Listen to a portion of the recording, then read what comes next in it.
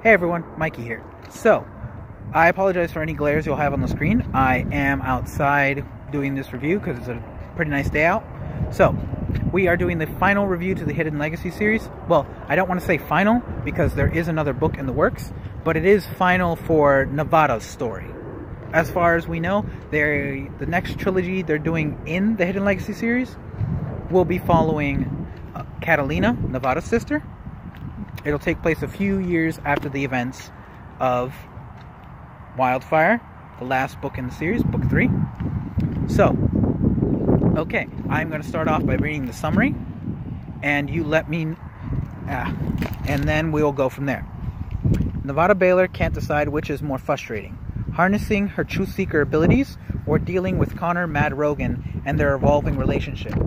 Yes, the billionaire Prime is helping her navigate the complex magical world in which she's become a crucial player, and sometimes a pawn, but she also has to deal with his ex-fiancée, whose husband has disappeared, and whose damsel in distress act is wearing very thin.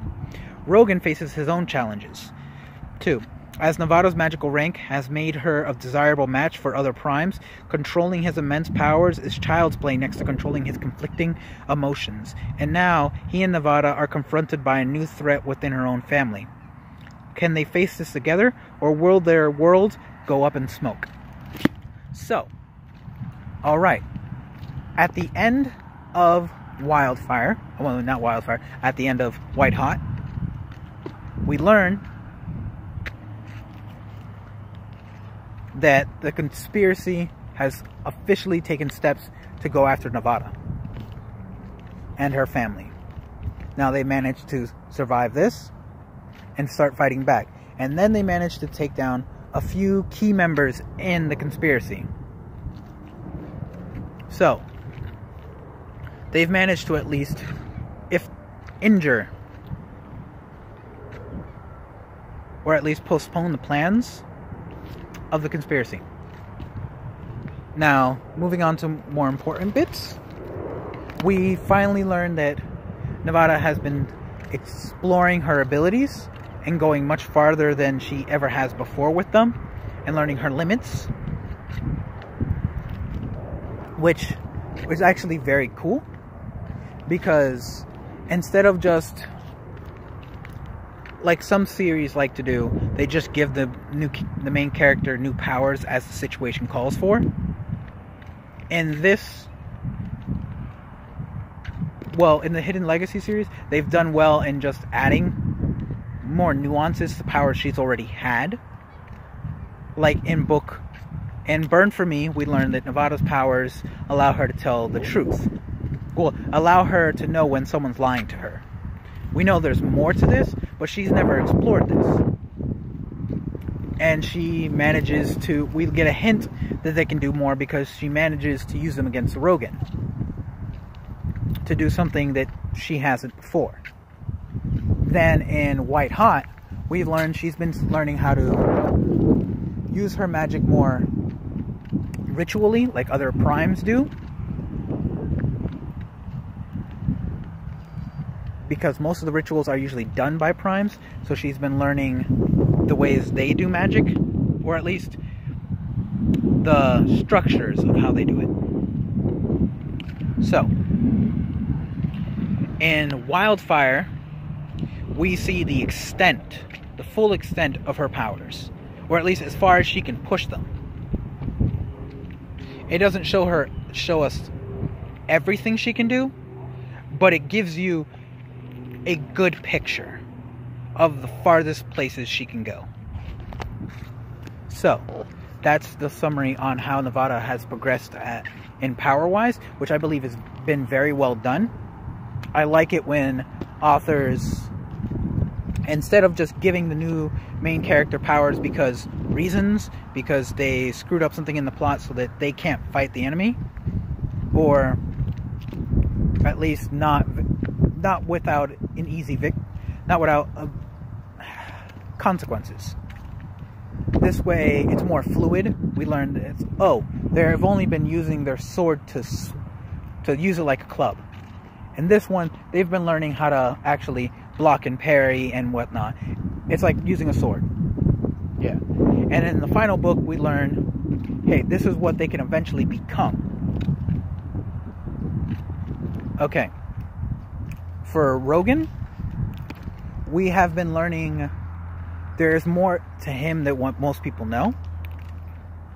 At the end of White Hot, we learn the hell that Rogan went through that got him the name Mad Rogan. Nevada got to learn, experience some of it. Not all of it, mind you, but the worst bit that he ever went through. That helped him become the person he is now.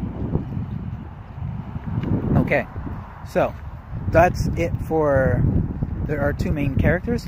Our antagonist. So, our antagonist for this one, I will not name any names because that would ruin the actual story. But our antagonist for this series is a continuation on the conspiracy. As we've known, every case Nevada takes, for some reason, eventually involves a conspiracy for some reason or another. So, the conspiracy has actually been it's okay done. It's not the best done, but it is very okay done. In the fact that we know they exist. We've learned how, in the first book, we learned that they exist, that they have power, but we don't know very much about them or their power or how extensive they are. In White Hot, we learn how extensively spread out they are and how much reach they have. In Wildfire, we finally learn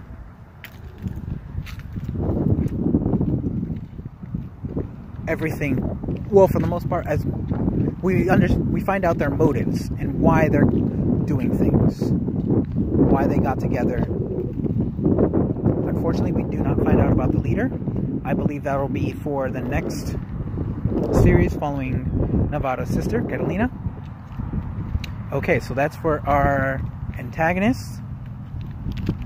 We finally learn the consequences of Nevada revealing herself to the world of crimes for trying to step up on that stage. And because she has stepped up on that stage, now she has to pay the price. Her grandmother has finally come down,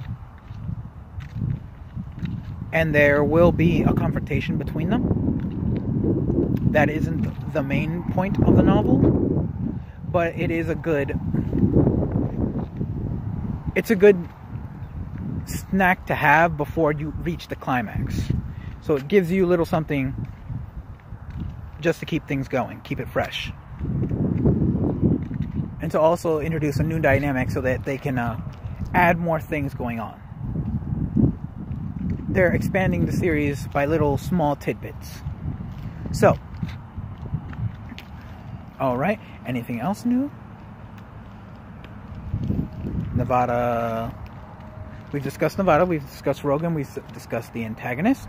We've discussed, the consequences of her powers. So, now it has become, now that Nevada's grandmother has come down, she has to decide whether or not she wants to become a house. Because of those events, Rogan, we learn more about Rogan and how he decides to deal, how he mixes the life of being Mad Rogan the man and Connor Mad Rogan the Prime.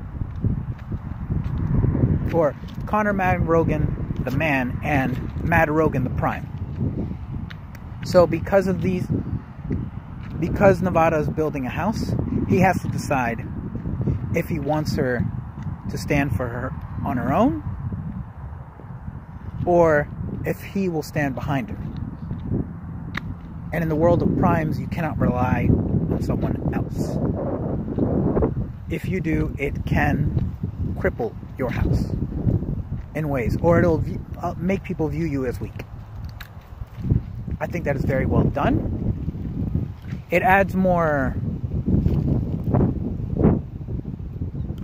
depth to Rogan's character. Like, we've learned through the events of White Hot how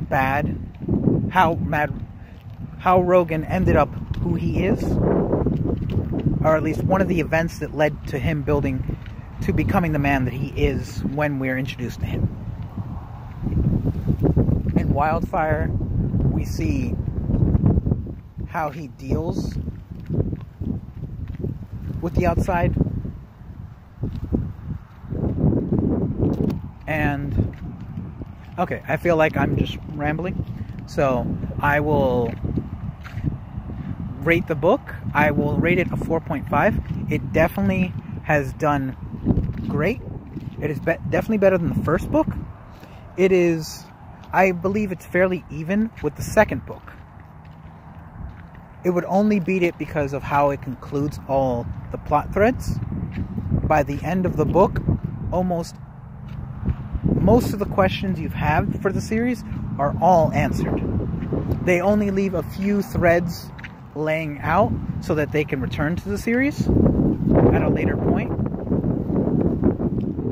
And thank to God, they've actually are continuing the series. It'll be following Nevada's sister a few years after the events, but it will pick up with those threads that they leave lying around, or any plot holes that you think are left. I honestly do recommend the Hidden Legacy series. I cannot recommend them enough. So, I will say, if you ever get the time, check them out. Now, the next book we will be reviewing will be either the Kate Daniels series by Ilona Andrews, or we will be doing October Day by Shannon McGuire. And so that'll be all. Like and subscribe. Please leave any comments down below on how I can do better, or any recommendations you want to have. Just leave them in the comments down below, and I will definitely appreciate them. Have a nice day, guys. I will have another review up in about a day or two. Be safe.